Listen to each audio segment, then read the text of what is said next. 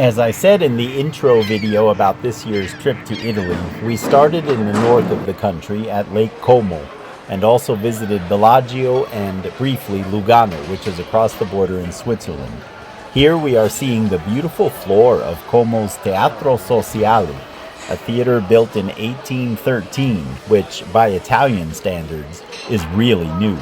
The floor is made of a mix of many marbles and limestones. I saw many floors like this as we traveled across the country, and they are a favorite of mine, being reminiscent of a riverbed with a nice mix of local rocks. Let's see what other interesting rocks we can admire as we tour this area.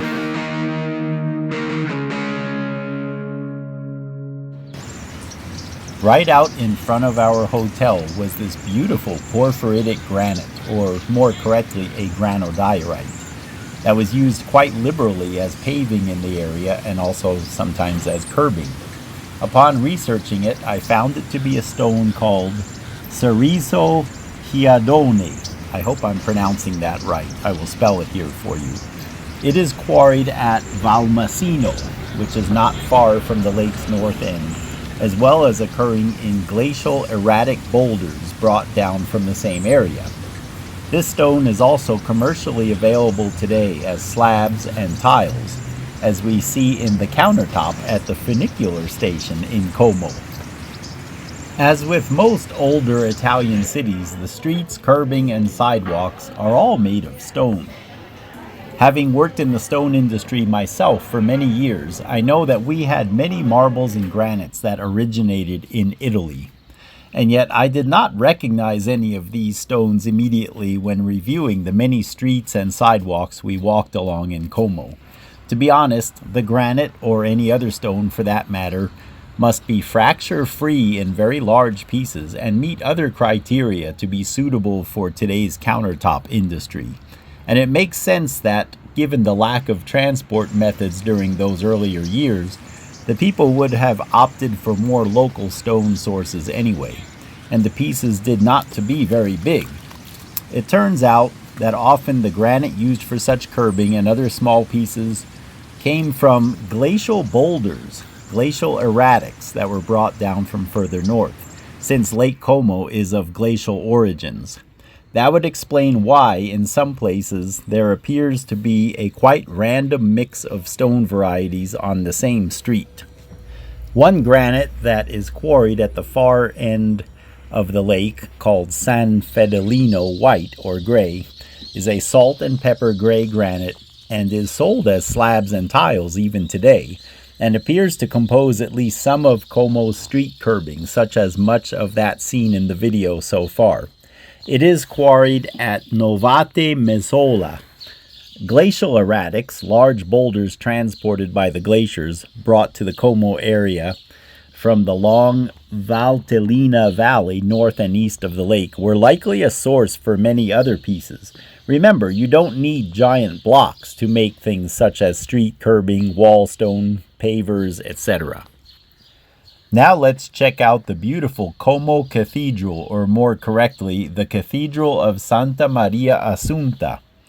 It was built over about a 400-year period, beginning in 1396, and really has some intense history behind it that you might want to look into. Today we will focus on the outside of the cathedral, noting the unique white and gray marble used in much of the structure. This marble was also quarried locally at Musso, where abandoned quarries can still be found today. Other local sandstones and limestones, such as the black Varenna marble, which is really a limestone, were used in the arches seen earlier to create the attractive mix of colors. This Musso marble is really beautiful, and I can see why they selected it. To the touch, it is extremely rough, and yet very flat and squared. You can see how tight the joints are. Remember that there was no machinery of any kind, no motors, no diamond saws. These blocks were shaped with hammers and chisels with the use of wedges to split larger stones into smaller ones. Then each block had to be meticulously chiseled into the perfect shape and so the rough feel of them to the touch is due to endless hammering and chiseling along with about 600 years of natural weathering. A stone known as Pietra di Luserna or Luserna Stone was used to pave these squares around the cathedral. It is quarried in Italy's Piedmont region and is a very hard variety of fine-grained gneiss, which makes it an ideal paving stone. This brings us back again to the Teatro Sociale, the theater mentioned at the beginning when we saw the floor made of that mosaic of marbles and limestones. These columns were built with, according to a few sources, of Moltrasio limestone, quarried locally, but other sources say granite. It is definitely not granite. To me, they appeared to be more similar to a travertine that was later perhaps lightly filled with plaster, since the holes appear quite small. Considering the time of construction, there were already means of transport for such stones from further away. There is abundant travertine, for example, near Rome. I will stop talking now for a minute or two so that you can just take in the intricacies of this amazing stonework. I hope that you are enjoying our urban rockhounding trip so far. We still have a long way to go.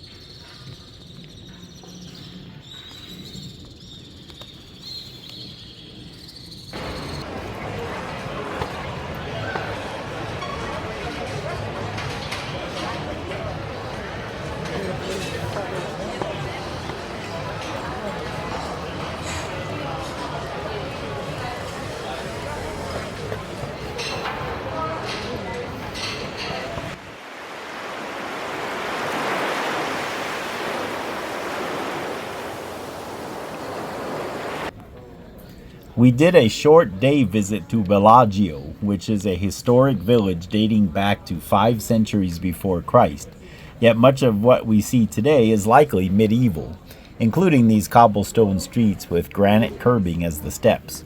With more time and far less people, I would love to get down on my hands and knees to check them out. The granite paving seen here with a lightly veined appearance is again from a local source or from glacial erratic boulders. The glacial erratic explanation makes sense when we see just small sections paved with a given stone and then another and so on. More common though is this phyllite or mica schist paving, which we see abundantly in Bellagio's more modern areas.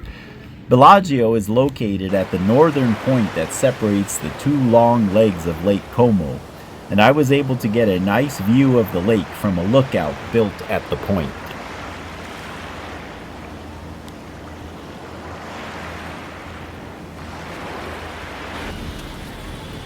From there it was off to Lugano, just across the border in Switzerland, where we spent a few hours before returning to Como.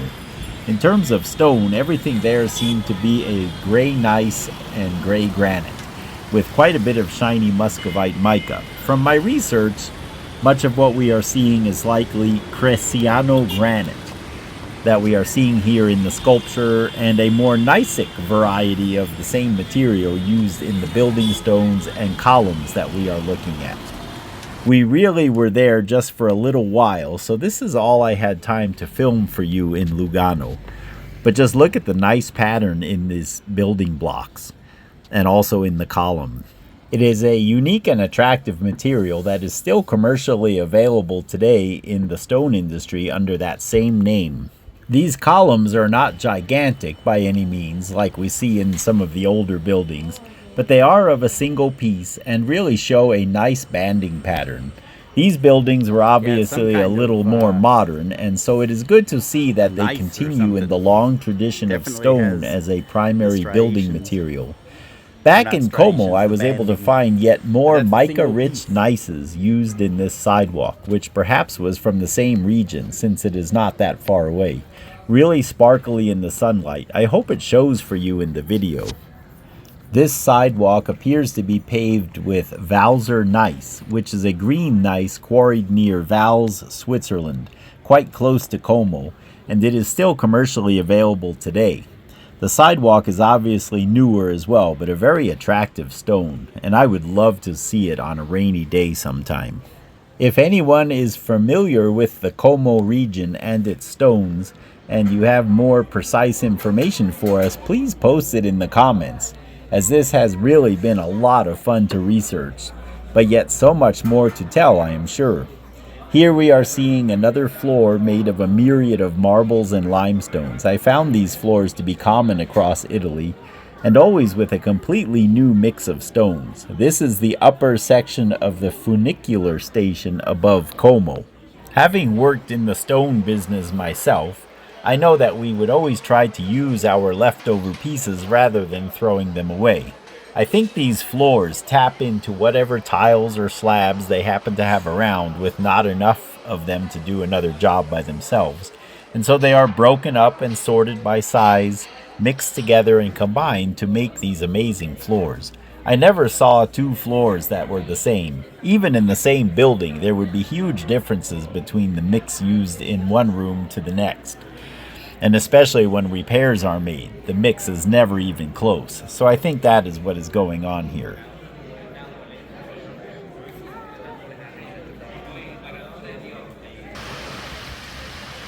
I didn't get to do much rock hunting in the traditional sense of the word, but I did get to this tiny beach where there were plenty of tiles, bricks, and limestone. Knowing the history of the region, some of these bricks and tiles may be many centuries old. These videos are already really leading me into a lot of research, and I look forward to the other cities and places coming up in the following episodes. I hope you are finding it interesting as well. Please share these with those who might be interested in stone architecture or anything related to the stone industry, as well as your fellow rockhounds, of course.